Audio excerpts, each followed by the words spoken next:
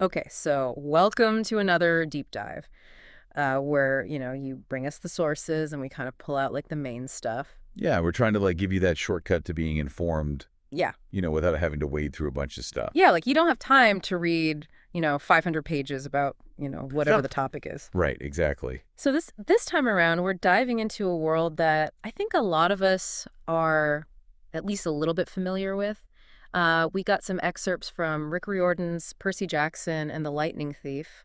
More specifically, the last one in the series, The Last Olympian. Yeah, this is the culmination of this whole series. And it's a fantasy novel, sure, but there's a lot more to it than that. Oh yeah, absolutely. We're talking about, responsibility, really difficult choices, the weight of sacrifice. Well, so much pressure. Yeah. Yeah, and all this is wrapped up in this really compelling story. So what we're going to do is glide you through some of the key events, pinpoint those moments where we see some real insights about leadership and just like human nature when you're put through the ringer. Yeah. Yeah, we're not just like retelling the plot points, and we're Right? trying Yeah. to extract the deeper meaning, like what can we actually learn from this story? Exactly. Yeah. Okay, so the excerpts that we got start with Percy, who just wants a break. You know? Yeah. He's had like a crazy summer, dealing with all this prophecy stuff. And, Yeah. he's turning 16 soon. And that's like a big deal for demigods. Yeah, I mean, his 16th birthday is basically when this huge prophecy tied to him is supposed to come to a head. So, yeah, no wonder he needs a vacation. Right. And he's actually thinking about, going to St. Thomas with Rachel Dare, which is interesting because you kind of get the feeling that it's more about something she wants to talk to him about than just like, hanging out on the beach. Yeah, that's a good point because there's definitely some like unspoken tension between them. Right. But before they can even like think about packing their bags, who shows up but Blackjack? Yeah, Blackjack the Pegasus literally like drops in bringing Beckendorf with him, and it's immediately clear that something's up. Oh, yeah, it's not a social call. Not at all. Beckendorf is in full combat gear, the bronze armor, the war helm, And he's carrying explosives. Yeah, explosives. so, vacations off the table and new missions dropped right in their lap. Talk about a mood killer. Right. I mean, you really got to feel for Rachel, though. She's clearly trying to connect with Percy, and then, boom, he's pulled away again. Yeah, and that unresolved tension between them really highlights how these kinds of high stakes situations, they really put a strain on personal relationships. Absolutely. So tell me about this mission. What's the target this time? So they have to infiltrate this cruise ship called the Princess Andromeda. Okay, I've heard of those. They're like super fancy, right? Well, it's supposed to be, Yeah. but in this case, it's actually Kronos's mobile headquarters. Oh, wow. So they're basically walking into the lion's den. Pretty much. And that detail about the figurehead on the ship being this chained maiden, it's creepy right off the bat, Yeah, that's not exactly the kind of welcoming vibe you want on a luxury cruise. right? It's like this symbol of how Kronos has twisted something meant for pleasure, Hmm. into something dark and dangerous. And once they're actually on board, it seems like they're surrounded by enemies, like it's one monster after another. Oh yeah, you've got Dracaena hellhounds, giants, those freaky telkines. Teltines, what are those again? Oh, they're like these monstrous dolphin dudes with like forge hammers for hands. Okay. Yeah, those are definitely creepy. Yeah, and the fact that Blackjack has to leave them behind, Yeah. that really emphasizes how they're on their own now. Yeah, Percy is totally ready to fight, though, riptide in hand. Yeah, but it's interesting because you see this picture that Beckendorf has of Selena Beauregard, and it really reminds you that these guys aren't just fighting for some abstract cause. Right, it's personal. Yeah, they have people they care about, and that really grounds the story, Mhm. even though we're dealing with all this crazy mythology and monsters. Absolutely. Okay, so they're trying to get to the engine room, right? Yeah, they managed to take down a Telkine along the way, which, by the way, they use a combination of Greek fire and duct tape. Duct tape, is it really the solution to everything? Apparently so. That's kind of amazing and hilarious. But yeah, their attempt to be stealthy totally fails. They get discovered, and now they're in a huge time crunch to get those explosives set. So what do they do? Well, Percy makes this split-second decision to create a diversion. Meaning he basically becomes a target? Pretty much, he knows it's incredibly risky, but he also knows that Beckendorf needs time to finish the mission. That's some serious selflessness right there. Yeah, it's a great example of leadership, putting the needs of the mission and his friend above his own safety. So he's causing chaos throughout the ship? How does he even survive? Well, remember how you mentioned earlier that Percy's stepdad, Paul, had taught him about crabs' weak spots? Oh, yeah. Well, that seemingly random bit of knowledge comes in super handy when he's facing this giant crab in the promenade. No Yeah, he way. uses the fountain, the gift shop, even the wet marble floor to his advantage. So basically, he turns the environment into his weapon. Exactly, and he manages to escape heading for the helipad where they're supposed to meet up. But doesn't Beckendorf get captured? Yeah, it's a devastating turn of events. But even then, Beckendorf manages to think fast. He tricks the enemy about the explosives, using some peach cans as a distraction. Beach can. Yeah, it's pretty clever. But then they realize the detonator's on his wrist and there's no timer. Oh, wow. So he's trapped. Yeah, and you get this really powerful moment of silent communication between him and Percy. You can almost feel the weight of the decision Beckendorf's about to make. And then he just presses the detonator. That's got to be one of the most heartbreaking moments in the whole series. Oh, for sure. And that image of the Princess Andromeda going up in this massive explosion of green fire, yeah. it's just a stark reminder of the cost of this war. And Percy survives. Yeah, somehow he ends up in the sea, Yeah. left to deal with the aftermath of everything that just happened. So what happens next? Well, we shift to Percy's dream, and he's in Poseidon's palace on the ocean floor. And it's kind of a jarring contrast, from the fiery chaos of the explosion to this underwater serenity. But even Poseidon's palace isn't totally safe, is it? No, not at all. In fact, Percy sees these titans discussing the explosion Yeah. almost like it was nothing, just another Tuesday. Yeah, it really highlights how big this war is and how much is at stake. And even Poseidon himself is busy dealing with an attack on his realm by Oceanus. So the gods themselves are fighting each other. Pretty much. And Poseidon doesn't have much time for Percy. He gives him this cryptic birthday present, a sand dollar, and tells him he'll see him next week. That's not exactly reassuring. Nope. It definitely leaves you with a feeling of unease, like something bigger is coming. Okay, so what's the atmosphere like when Percy gets back to Camp Half-Blood? It's somber, really subdued. Understandably. I mean, they just lost Beckendorf. Right, and you really see the impact of his death on everyone, especially Selena. And Clarice is there to support her, right? Yeah, it's a good reminder that even in the middle of all this conflict and loss, there's still compassion and friendship. Okay, so besides grieving for Beckendorf, what's going on at camp? Well, there's this growing suspicion that there's a spy in their midst, someone who helped Luke. Oh, wow. So they're not even sure who they can trust anymore. Exactly. And then Pollux, he's one of the campers. He suggests that they look for someone with a silver necklace that has a scythe charm. Interesting. So now they have something specific to look for. Right. And Michael Yu, he's another camper. He's really worried about Kronos. Like, he's convinced that Kronos is still a threat. And he's right to be worried, isn't he? Absolutely, because Chiron reveals that Kronos is planning another attack, like it's already in motion. And on top of that, Percy's got that ominous warning from Poseidon about an even bigger threat. Yeah, things are definitely not looking good, and then they get these terrifying visions in the mist. Oh no, what do they see? Typhon erupting from Mount St. Helens, and then this massive storm system with like a giant figure moving across the Midwest. Okay, that's definitely not something you want to see in your morning mist. Yeah, it's a pretty clear sign that things are about to get a whole lot worse. So we've got all this going on at Camp Half-Blood, but what about Rachel? Yeah, so we see things from her perspective now, and she's having these vivid dreams, and she's clearly disturbed by them, but her dad is totally dismissive of her concerns. And Percy, Like he doesn't believe any of it's real. pretty much. Yeah. But Rachel knows something's wrong. She's even refusing to go to this fancy boarding school, Clarion Ladies Academy. And she starts making these really unsettling sketches, right? Yeah, there's one of young Luke, one of the Empire State Building, with a dark storm and a giant hand emerging from the clouds, and then another of this army gathering. Wow, that's creepy. It's like she's tapping into something prophetic. She keeps muttering this question, Percy, what is going on? Yeah. And it's like she's asking us, too, like trying to figure out what it all means.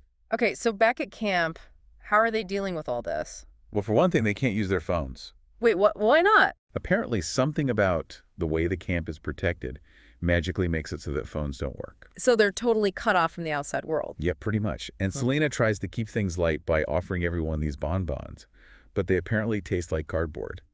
That's kind of sad and funny at the same time. Right. It's like they're desperately trying to hold on to some sense of normalcy. But then there's this whole conflict between the Ares and Apollo cabins over a flying chariot that they captured from Luke's Demigods. Yeah, it's kind of petty considering everything else that's going on, but it shows how these old rivalries die hard, even when they're facing a common enemy. Okay, so are Percy and Annabeth trying to figure out what Kronos is planning?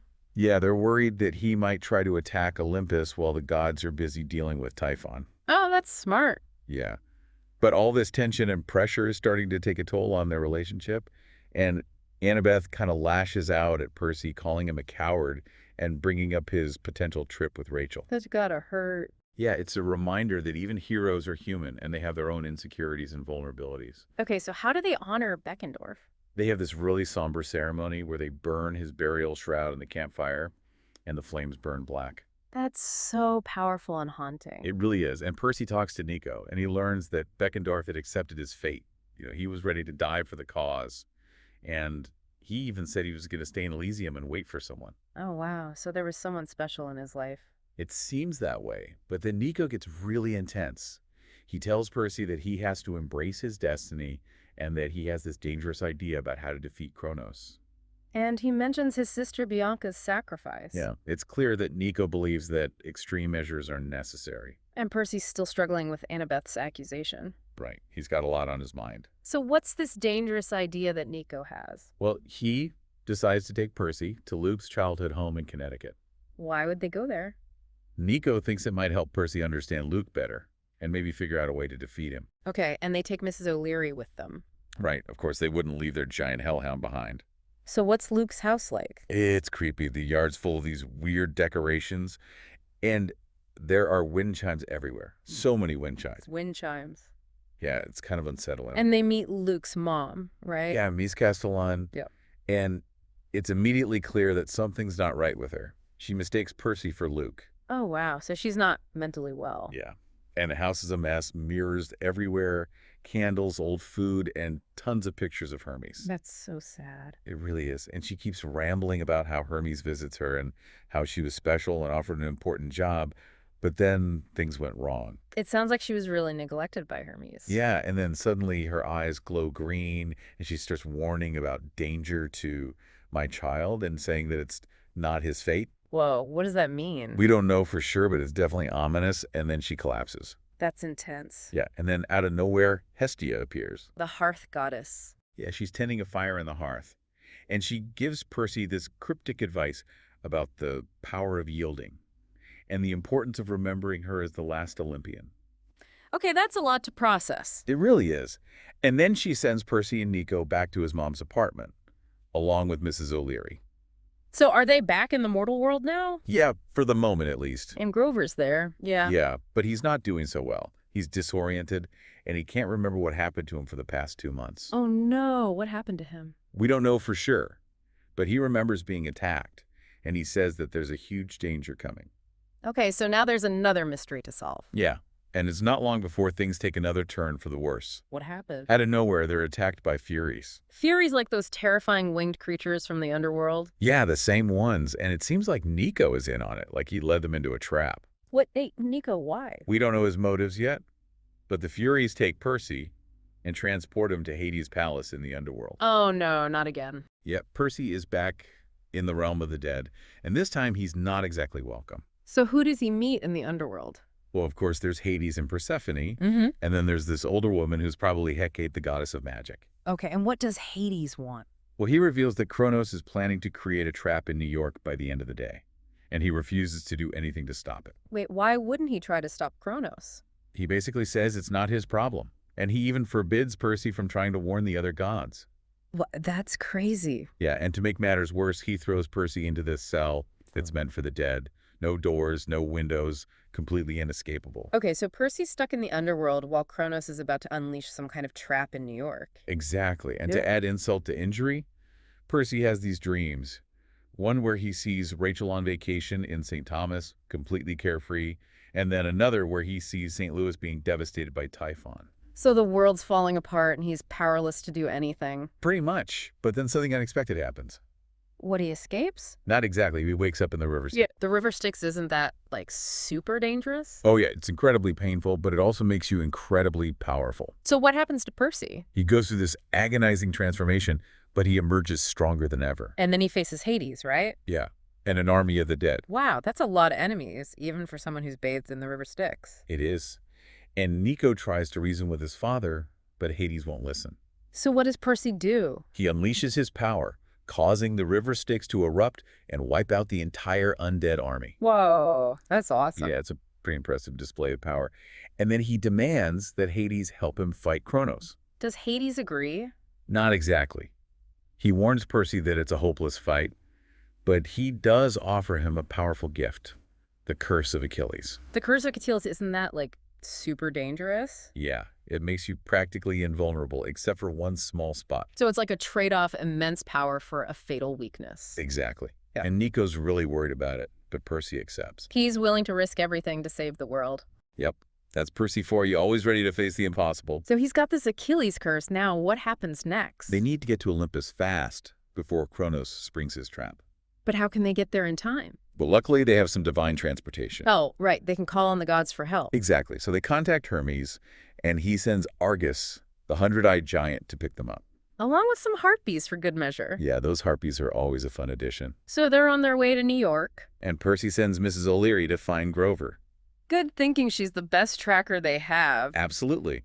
And while they're traveling, Selena explains why mortals are all asleep, but the demigods aren't. Oh, yeah. I was wondering about that. Apparently, Hecate cast a spell to protect the mortals from the worst of the fighting. So the demigods are the only ones who are fully aware of what's happening. Pretty much. And then Annabeth makes a terrifying discovery on her shield. What is it? A fleet of speedboats filled with enemy demigods, all heading straight for Manhattan. And they're led by Ethan Nakamura, right? Yep, so the battle is about to begin. Okay, so they arrive in New York and the fighting starts immediately. Yeah. Percy, Annabeth, and their allies clash with the enemy demigods on the bridge, and then Kronos shows up. In Luke's body, right? Yeah, he's riding this skeletal horse, and he looks absolutely terrifying. And Annabeth gets hurt. Yeah, she's badly injured. But luckily, Blackjack swoops in and rescues her.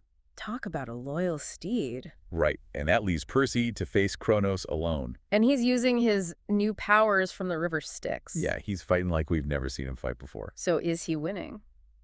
It's hard to say, but he knows he can't stay there. He has to get to Olympus. But what about the mortals who are caught in the middle of the fighting? That's the tough decision he has to make. He can't help everyone. He has to prioritize the mission. So he leaves them behind. Yeah, it's not an easy choice, but he knows it's the right one. Okay, so he makes it off the bridge. What happens next? He runs into this minor Roman goddess named Pomona. A Roman goddess?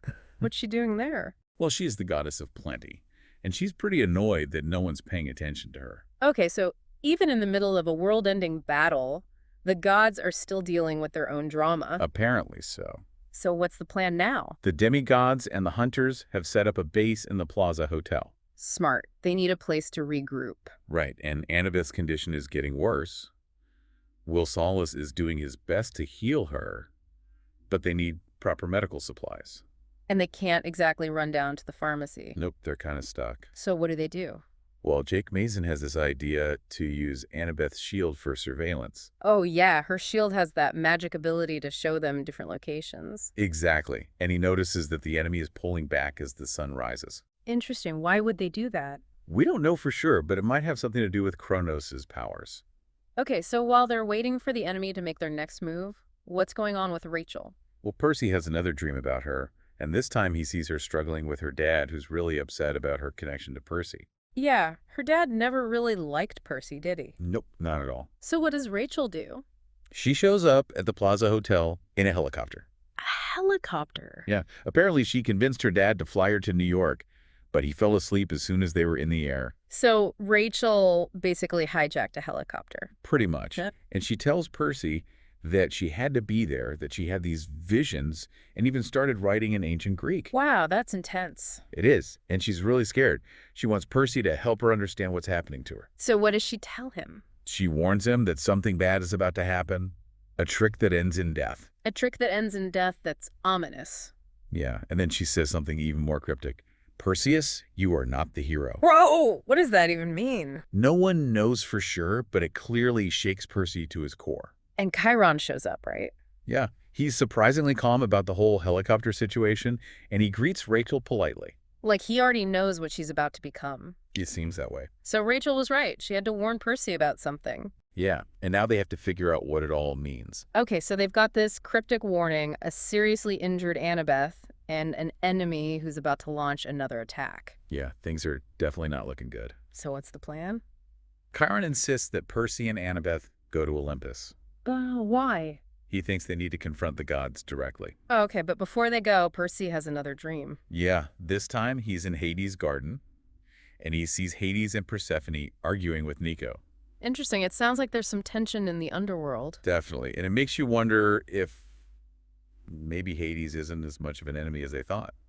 So they get to Olympus, and what's it like? It's deserted, except for Hestia. The hearth goddess. What's she doing there? She's tending the hearth fire, which is almost out. That doesn't sound good. It's like a symbol of how Olympus itself is fading. And she tells Percy that Rachel is going to become the new oracle. Yeah, she says that Rachel is destined to claim your place at the hearth. So Rachel's life is about to change forever. Absolutely. And Hestia also tells Percy that he needs to let go of distractions. Meaning Rachel. Pretty much. And Rachel herself confirms this. She tells Percy that her connection to him was just a way for her to understand her true sight. So they're not meant to be together. It seems that way. That's got to be hard for Percy. Yeah, but he seems to accept it. And then Hestia asks him that ominous question, are you prepared? Yeah, it's a chilling reminder that the biggest battle is yet to come. So how does Percy prepare? Well, he does something incredibly impulsive and daring. He sits on Poseidon's throne. Wait, what? Why would he do that? He wants to get his father's attention directly through their mental link, That's bold. to say the least.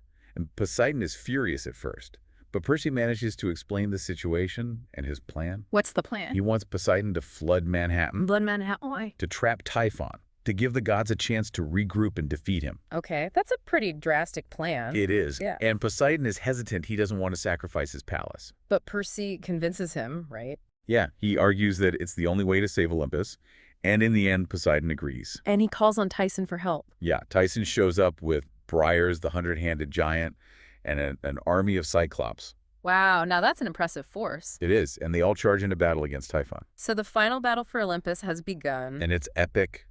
The ground shakes as the gods clash with Typhon outside Manhattan, while the demigods and their allies fight desperately to defend the Empire State Building. So it's a two-front war. Pretty much. And even though the odds are stacked against them, they fight with everything they've got. What about Chiron? Is he in the thick of it? Yeah, he takes down the Dracaena Queen with a well-aimed arrow, but he's not as effective with a sword. Yeah, I guess centaurs are better suited for ranged combat. Right, and they're forced to retreat towards the palace doors just as Kronos arrives in the throne room. And he's victorious. For the moment. But Hestia and Rachel are gone. Where did they go? We don't know yet, but it's clear that they have a role to play in the final outcome. So Kronos faces Percy and Annabeth. Yeah, and Annabeth is devastated to see Luke's face twisted by Kronos' evil. And what does Kronos do? He basically laughs at them. He thinks he's already won. But then what happens? Percy gets this vision of the gods struggling against Typhon. Even Zeus's master bolt isn't enough to stop him. So they're losing. It looks that way. Yeah. But then Percy calls out to Poseidon. And Poseidon answers, right? Yeah, he arrives in his chariot, pulled by Hippocampi, and he brings with him the power of the ocean. And Tyson and Briars are there too. Yeah, Tyson's grown to giant size, and he's wearing this awesome armor. That's my boy. And together they manage to chain up Typhon. So they've actually captured the most powerful monster in the world. For now, at least. What about Kronos? How does he react to this? He's furious. But then something amazing happens. Luke manages to regain control for a brief moment. Really? Yeah, and he expresses regret for everything he's done. And he tells Percy how to defeat Kronos. What does he say? He says that Kronos has a weak spot under his arm. But how can they get close enough to strike him there? Well, Annabeth tries to reason with Luke to remind him of who he really is. Does it work? It seems to reach him for a moment, and then he does something incredible. He grabs Annabeth's knife and stabs himself under the arm. He sacrifices himself to destroy Kronos. Yeah, it's a truly heroic act, and his final words are a plea to remember the unclaimed demigods. The ones who don't have a godly parent. Exactly. He wants them to be accepted and welcomed into the world. So Kronos is finally defeated. Yeah, and the other gods arrive just in time to see it happen. How do they react? Well, they're shocked and relieved, and there's a sense of awe at what Percy and his friends have accomplished. And Hades gets a hero's welcome. Yeah, even Ares is proud of Clarice. And Hera and Hephaestus finally acknowledge Percy. It's like the whole Olympian hierarchy is shifted. And Poseidon is proud of Percy, right? Oh yeah, he gives him a hug and even forgives him for sitting on his throne. So it's a happy ending? Sort of. What do you mean? Well, Hermes shows up, and he explains why he abandoned Luke, and he expresses his regret. But he also warns them that Kronos might not be truly gone. Oh no, so the threat isn't over. Not completely. And there are other titans out there who might try to take Kronos' place. So the fight goes on. It always does, Right. but for now they can celebrate their victory. Okay, so what happens to Percy? Does he become a god? Nope. Athena decides that he should remain mortal, but she warns him not to mess things up. And then she just leaves. Yeah, she's not exactly known for her warm and fuzzy personality. So Percy and Annabeth leave Olympus. Yeah, they head back to the mortal world, and they reunite with Percy's mom and Paul. And they tell him all about the 600th floor. Yeah, that's their way of explaining Olympus without revealing too much. Just thumping. And then Nico shows up with Rachel. What's going on? Rachel had a vision that Hades' curse could be lifted if she became the oracle. And Hades agreed to this. Yeah, he's surprisingly open to the idea. So what happens? They perform this ritual, and the mist swirls around Rachel, and then the spirit of the oracle enters her body. Wow, that's intense. Yeah, and then the oracle speaks, and she delivers the next great prophecy. That's never good. It's definitely ominous. But Apollo assures them that great prophecies take time to unfold. But Percy's still worried. Of course he is. The prophecy doesn't exactly sound hopeful. And what about Rachel? How's she doing? She's scared, but she's determined to face her destiny, and she even decides to try being a normal kid again by going to Clarion Academy. Wow, that's brave of her. It is. And Apollo and Chiron make arrangements for her to be trained as the new oracle. So the future is uncertain. Yeah, but there's always hope. So what are the big takeaways from this deep dive? Well, first of all, victory comes at a high cost. There are sacrifices to be made and difficult choices to face. And even heroes have doubts and fears. Absolutely. They're not invincible. They make mistakes. They feel pain. And relationships are tested under pressure. Yeah, but true friendship and love can endure even the toughest challenges. And there's always a bigger threat lurking out there. The fight never really ends. And prophecies are tricky things. They're not always what they seem. But even in the face of all that, there's still hope. Yeah, and the power of choice. We can choose to fight for what we believe in, even when the odds are against us. So even though this is a fantasy story, it has a lot to teach us about real life. Absolutely. It's about courage and resilience and the importance of never giving up. So as you go forward, think about the choices that Percy made and the sacrifices that were made, and ask yourself, what are you willing to fight for? And what does it truly mean to be a hero, especially when you're told you are not the hero? That's a great question to ponder. Thanks for joining us on this deep dive. And until next time, keep questioning, keep learning, and keep exploring. See you next time.